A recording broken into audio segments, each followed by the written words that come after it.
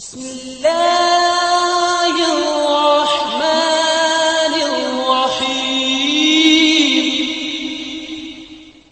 اعوذ باللہ من الشیطان الرجیم، بسم اللہ الرحمن الرحیم۔ السلام علیکم۔ آج آپ کا میزبان ڈاکٹر کاشف بشیر تفہیم القرآن سیریز کی قسط نمبر 481 کے ساتھ آپ کے سامنے حاضر خدمت ہے، جس میں ہم انشاءاللہ العزیز سورہ الشورى کی آیت نمبر 14 سے لے کر 19 تک کا ترجمہ اور تفسیر آپ کے سامنے پیش کریں گے، اور اس حصے کا موضوع ہے جھگڑے کی کوئی بات نہیں۔ بسم اللہ الرحمن الرحیم۔ وما تفرقوا الا من بعد ما جاءهم العلم بغيا بينهم ولولا كلمة سبقت من ربك الى اجل مسمى لقضي بينهم وان الذين اورثوا الكتاب من بعدهم لفي شك منه مريب۔ ترجمہ: لوگوں میں جو تفرقہ رونما ہوا وہ اس کے بعد ہوا کہ ان کے پاس علم آ چکا تھا، اور اس بنا پر ہوا کہ وہ آپس میں ایک دوسرے پر زیادتی کرنا چاہتے تھے۔ اگر تیرا رب پہلے ہی یہ نہ فرما چکا ہوتا کہ ایک وقت مقرر تک فیصلہ ملتوی رکھا جائے گا تو ان کا قضیہ چکا دیا گیا ہوتا، اور حقیقت یہ ہے کہ اگلوں کے بعد جو لوگ کتاب کے وارث بنائے گئے وہ اس کی طرف سے بڑے اضطراب انگیز شک میں پڑے ہوئے ہیں۔ لوگوں میں جو تفرقہ رونما ہوا وہ اس کے بعد ہوا کہ ان کے پاس علم آ چکا تھا۔ تفسیر میں آتا ہے یعنی تفرقے کا سبب یہ نہ تھا کہ اللہ تعالیٰ نے انبیاء علیہ السلام نہیں بھیجے تھے اور کتابیں نازل نہیں کی تھیں، اس وجہ سے لوگ راہ راست نہ جاننے کے باعث اپنے اپنے الگ مذاہب اور مدارس فکر اور نظام زندگی خود ایجاد کر بیٹھے، بلکہ یہ تفرقہ ان میں اللہ کی طرف سے علم آ جانے کے بعد رونما ہوا۔ اس لیے اللہ اس کے ذمہ دار نہیں ہے، بلکہ وہ لوگ خود اس کے ذمہ دار ہیں جنہوں نے دین کے صاف صاف اصول اور شریعت کے واضح احکام سے ہٹ کر نئے نئے مذاہب و مسلک بنائے۔ آیت میں پھر آئے کہ اور اس بنا پر ہوا، کس بنا پر تفرقہ ہوا؟ کہ وہ آپس میں ایک دوسرے پر زیادتی کرنا چاہتے تھے۔ تفسیر میں آتا ہے یعنی اس تفرقہ پردازی کا محرک کوئی نیک جذبہ نہیں تھا، بلکہ یہ اپنی نرالی اپج دکھانے کی خواہش، اپنا الگ جھنڈا بلند کرنے کی فکر، آپس کی زدم زدی، ایک دوسرے کو ذکر دینے کی کوشش اور مال و جاہ کی طلب کا نتیجہ تھی۔ ہوشیار اور حوصلہ مند لوگوں نے دیکھا کہ بندگان خدا اگر سیدھے سیدھے خدا کے دین پر چلتے رہیں تو بس ایک خدا ہوگا جس کے آگے لوگ جھکیں گے، ایک رسول ہوگا جس کو لوگ پیشوا اور رہنما مانیں گے، ایک کتاب ہوگی جس کی طرف لوگ رجوع کریں گے، اور وقت مقرر اور ایک صاف عقیدہ اور بے لاگ ضابطہ ہوگا جس کی پیروی وہ کرتے رہیں گے۔ اس نظام میں ان کی اپنی ذات کے لیے کوئی مقام امتیاز نہیں ہو سکتا جس کی وجہ سے ان کی مشیخت چلے اور لوگ ان کے گرد جمع ہوں اور ان کے آگے سر بھی جھکائیں اور جیبیں بھی خالی کریں۔ یہی وہ اصل سبب تھا جو نئے نئے عقائد اور فلسفے، نئے نئے طرز عبادت اور مذہبی مراسم اور نئے نئے نظام حیات ایجاد کرنے کا محرک بنا، اور اسی نے خلق خدا کے ایک بڑے حصے کو دین کی صاف شاہراہ سے ہٹا کر مختلف راہوں میں پراگندہ کر دیا۔ پھر یہ پراگندگی ان گروہوں کی باہمی بحث و جدال اور مذہبی و معاشی اور سیاسی کشمکش کی بدولت شدید تلخیوں میں تبدیل ہوتی چلی گئی، یہاں تک کہ نوبت ان خون ریزیوں تک پہنچی جن کے چھینٹوں سے تاریخ انسانی سرخ ہو رہی ہے۔ آیت میں آگے چل کے آتا ہے کہ اگر تیرے رب نے ایک وقت مقرر تک اس فیصلے کو ملتوی رکھا نہ ہوتا تو ان کا قضیہ چکا دیا گیا ہوتا۔ تفسیر میں آتا ہے یعنی دنیا ہی میں عذاب دے کر ان سب لوگوں کا خاتمہ کر دیا جاتا جو گمراہیاں نکالنے اور جان بوجھ کر ان کی پیروی کرنے کے مجرم تھے، اور صرف راہ راست پر چلنے والے لوگ باقی رکھے جاتے، جس سے یہ بات واضح ہو جاتی کہ خدا کے نزدیک حق پر کون ہے اور باطل پر کون۔ لیکن اللہ تعالیٰ نے یہ دو ٹوک فیصلہ قیامت تک کے لیے ملتوی رکھا ہے، کیونکہ دنیا میں یہ فیصلہ کر دینے کے بعد بنی نوع انسان کی آزمائش بے معنی ہو جاتی ہے۔ فَلِذَٰلِكَ فَادْعُ وَاسْتَقِمْ كَمَا أُمِرْتَ وَلَا تَتَّبِعْ أَهْوَاءَهُمْ وَقُلْ آمَنْتُ بِمَا أَنزَلَ اللَّهُ مِنْ كِتَابٍ وَأُمِرْتُ لِأَعْدِلَ بَيْنَكُمْ اللَّهُ رَبُّنَا وَرَبُّكُمْ لَنَا أَعْمَالُنَا وَلَكُمْ أَعْمَالُكُمْ لَا حُجَّةَ بَيْنَنَا وَبَيْنَكُمْ اللَّهُ يَجْمَعُ بَيْنَنَا وَإِلَيْهِ الْمَصِيرُ۔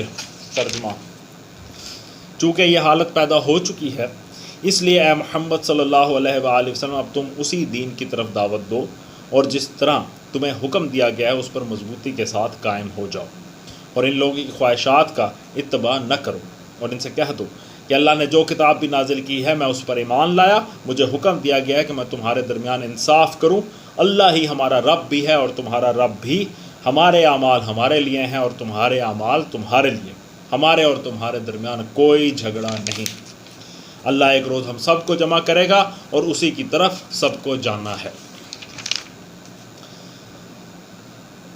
تفسیر میں آتا ہے یعنی ان کو راضی کرنے کے لیے اس دین کے اندر کوئی رد و بدل اور کمی بیشی نہیں ہو سکتی، کچھ لو اور کچھ دو کے اصول پر ان گمراہ لوگوں سے کوئی مصالحت نہیں ہو سکتی، یعنی کہ قرآن مجید کا جو علم ہے جو اللہ تعالیٰ نے وحی کے ذریعے سے نازل کیا، اس پہ کوئی نیگوشیشن کفار مکہ کے ساتھ نہیں ہو سکتی، اس کا دو ٹوک فیصلہ اس آیت میں بتا دیا گیا۔ پھر آتا ہے بالفاظ دیگر میں ان تفرقہ پرداز لوگوں کی طرح نہیں ہوں جو خدا کی بھیجی ہوئی بعض کتابوں کو مانتے ہیں اور بعض کو نہیں مانتے، میں ہر اس کتاب کو مانتا ہوں جسے خدا نے بھیجا ہے۔ یہ اللہ تعالیٰ نے حضور پاک صلی اللہ علیہ وسلم کو کہا کہ یہ دو ٹوک انداز میں اس کا اعلان کر دیں۔ آیت میں پھر آتا ہے کہ مجھے حکم دیا گیا کہ میں تمہارے درمیان انصاف کروں۔ تفسیر میں آتا ہے اس جامع فکرے کے کئی مطلب ہیں۔ ایک مطلب یہ ہے کہ میں ان ساری گروہ بندیوں سے الگ رہ کر بے لاگ انصاف پسندی اختیار کرنے پر مامور ہوں۔ میرا کام یہ نہیں ہے کہ کسی گروہ کے حق میں اور کسی کے خلاف تعصب برتوں، میرا سب انسانوں سے یکساں تعلق ہے اور وہ ہے سراسر عدل و انصاف کا تعلق، جس کی جو بات حق ہے میں اسی کا ساتھی ہوں، خواہ وہ غیروں کا غیر ہی کیوں نہ ہو، اور جس کی جو بات حق کے خلاف ہے میں اس کا مخالف ہوں، خواہ وہ میرا قریب ترین رشتہ دار ہی کیوں نہ ہو۔ دوسرا مطلب یہ ہے کہ میں جس حق کو تمہارے سامنے پیش کرنے پر مامور ہوں اس میں کسی کے لیے بھی کوئی امتیاز نہیں ہے، بلکہ وہ سب کے لیے یکساں ہے، اس میں اپنے اور غیر، بڑے اور چھوٹے، غریب اور امیر، شریف اور کمین کے لیے الگ الگ حقوق نہیں ہیں، بلکہ جو کچھ ہے وہ سب کے لیے حق ہے، جو گناہ ہے وہ سب کے لیے گناہ ہے، جو حرام ہے وہ سب کے لیے حرام ہے، اور جو جرم ہے وہ سب کے لیے جرم ہے۔ اس بے لاگ ضابطے میں میری اپنی ذات کے لیے بھی کوئی استثناء نہیں۔ تیسرا مطلب یہ ہے کہ میں دنیا میں عدل قائم کرنے پر مامور ہوں، میرے سپرد یہ کام کیا گیا ہے کہ میں لوگوں کے درمیان انصاف کروں اور ان بے اعتدالیوں اور بے انصافیوں کا خاتمہ کر دوں جو تمہاری زندگیوں میں اور تمہارے معاشرے میں پائی جاتی ہیں۔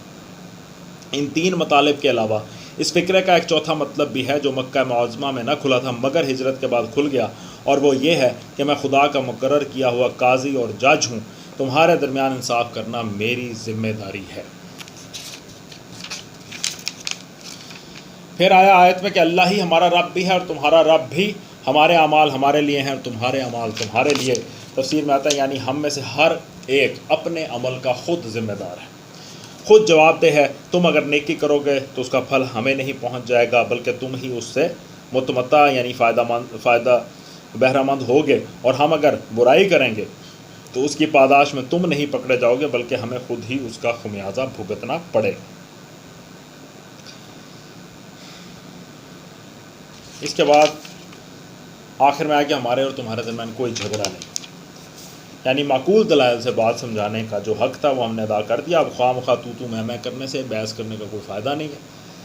تم اگر جھگڑا کرو بھی تو ہم تم سے جھگڑنے کے لیے تیار بالکل نہیں ہیں، ہمیں اس میں کوئی انٹرسٹ ہی نہیں ہے کہ ہم نے لڑ کے یہ بات تمہیں کو سمجھانی ہے، ہمارا کام تھا تم تک بات پہنچا دیں۔ یہ حضور پاک صلی اللہ علیہ وسلم کا انداز تبلیغ جو اللہ تعالیٰ نے ان کو سکھلایا وہ ایسا تھا۔ والذین یحاجون فی اللہ من بعد ما استجیب له حجتهم داحضۃ عند ربهم وعلیہم غضب ولہم عذاب شدید۔ ترجمہ اللہ کی دعوت پر لبیک کہے جانے کے بعد جو لوگ لبیک کہنے والوں سے اللہ کے دین کے معاملے میں جھگڑے کرتے ہیں ان کی حجت بازی ان کے رب کے نزدیک باطل ہے اور ان پر اس کا غضب ہے اور ان کے لیے سخت عذاب ہے۔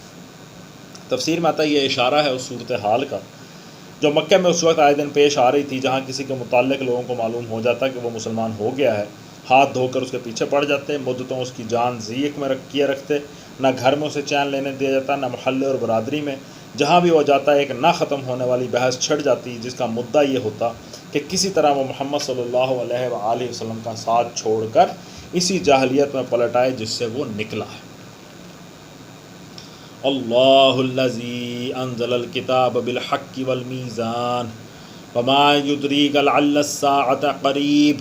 ترجمہ وہ اللہ ہی ہے جس نے حق کے ساتھ یہ کتاب اور میزان نازل کی ہے، اور تمہیں کیا خبر شاید کہ فیصلے کی گھڑی قریب ہی آ لگی ہو۔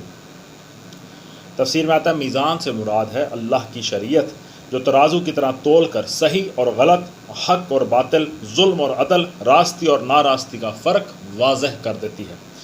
اوپر نبی پاک صلی اللہ علیہ وآلہ وسلم کی زبان سے یہ کہلوایا گیا تھا کہ مجھے حکم دیا گیا کہ تمہارے درمیان انصاف کروں۔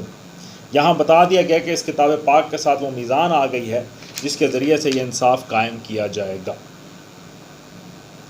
اور تمہیں کیا خبر شاید کہ فیصلے کی گھڑی قریب آ لگی ہو۔ تفسیر میں آتا ہے یعنی جس کو سیدھا ہونا ہے بلا تاخیر سیدھا ہو جائے، فوراً اپنے معاملات درست کر لے۔ فیصلے کی گھڑی کو دور سمجھ کر ٹالا نہیں جا سکتا۔ ایک سانس کے متعلق بھی آدمی یقین سے نہیں کہہ سکتا کہ وہ اگلی سانس لے بھی سکتا ہے یا نہیں۔ تو اس چیز کو ہر وقت اپنے ذہن میں زندہ رکھنا ہے کہ ہمیں کسی بھی ٹائم موت آ سکتی ہے، تو وہ ساتھ قریب ہے۔ يَسْتَعْجِلُ بِهَا الَّذِينَ لَا يُؤْمِنُونَ بِهَا وَالَّذِينَ آمَنُوا مُشْفِقُونَ مِنْهَا وَيَعْلَمُونَ أَنَّهَا الْحَقُّ أَلَا إِنَّ الَّذِينَ يُمَارُونَ فِي السَّاعَةِ لَفِي ضَلَالٍ بَعِيدٍ۔ ترجمہ، جو لوگ اس کے آنے پر ایمان نہیں رکھتے وہ تو اس کے لیے جلدی مچاتے ہیں، مگر جو اس پر ایمان رکھتے ہیں وہ اس سے ڈرتے ہیں اور جانتے ہیں کہ یقیناً وہ آنے والی ہے۔ خوب سن لو، جو لوگ اس گھڑی کے آنے میں شک ڈالنے والی بحثیں کرتے ہیں وہ گمراہی میں بہت دور نکل گئے ہیں۔ بحث دور لے جاتی ہے انسان کو۔ اللہ لطیف بعبادہ یرزق من یشاء وہو القوی العزیز۔ ترجمہ، اللہ اپنے بندوں پر بہت مہربان ہے، جسے جو کچھ چاہتا ہے دیتا ہے، اور وہ بڑی قوت والا اور زبردست ہے۔ اللہ اپنے بندوں پر بہت مہربان ہے۔ تفسیر میں آتا ہے اصل میں لفظ لطیفن استعمال ہوا جس کا پورا مفہوم مہربان کہنے سے ادا نہیں ہوتا۔ اس لفظ میں دو مفہوم شامل ہیں۔ ایک یہ کہ اللہ اپنے بندوں پر بڑی شفقت و عنایت رکھتا ہے، دوسرے یہ کہ وہ بڑی باریک بینی کے ساتھ ان کی دقیق ترین ضروریات پر بھی نگاہ رکھتا ہے جن تک کسی کی نگاہ نہیں پہنچ سکتی، اور انہیں اس طرح پورا کرتا ہے کہ وہ خود بھی محسوس نہیں کرتے کہ ہماری کون سی ضرورت کب کس نے پوری کر دی۔ پھر یہاں بندوں سے مراد محض اہل ایمان نہیں بلکہ تمام بندے ہیں، یعنی اللہ کا یہ لطف اس کے سب بندوں پر عام ہے۔ پھر آیت میں ہے جسے جو کچھ چاہتا ہے دیتا ہے۔ تفسیر میں آتا ہے مطلب یہ ہے کہ اس لطف عام کا تقاضا یہ نہیں ہے کہ سب بندوں کو سب کچھ یکساں دے دیا جائے، اگرچہ وہ اپنے خزانوں سے دے سب کو رہا ہے، مگر اس عطا اور دین میں یکسانیت نہیں ہے۔ کسی کو کوئی چیز دی ہے تو کسی دوسرے کو کوئی اور چیز، کسی کو ایک چیز زیادہ دی ہے تو کسی اور کو کوئی دوسری چیز فراوانی کے ساتھ عطا فرما دی ہے۔ تو یہ اللہ تعالیٰ کی تقسیم ہے، اس پہ کوئی جو ہے بحث اور سوال نہیں ہو سکتا، اور وہ بڑی قوت والا اور زبردست ہے۔ تفسیر میں ہے یعنی اس کی عطا و بخشش کا یہ نظام اس کے اپنے زور پر قائم ہے، کسی کا یہ بل بوتا نہیں کہ اسے بدل سکے یا زبردستی اس سے کچھ لے سکے یا کسی کو دینے سے اس کو روک سکے۔ صدق اللہ العلی العظیم۔ الحمدللہ۔ آج ہم نے سورہ شورا کی آیت نمبر 19 تک کا ترجمہ اور تفسیر آپ کے سامنے پیش کرنے کی کوشش کی ہے۔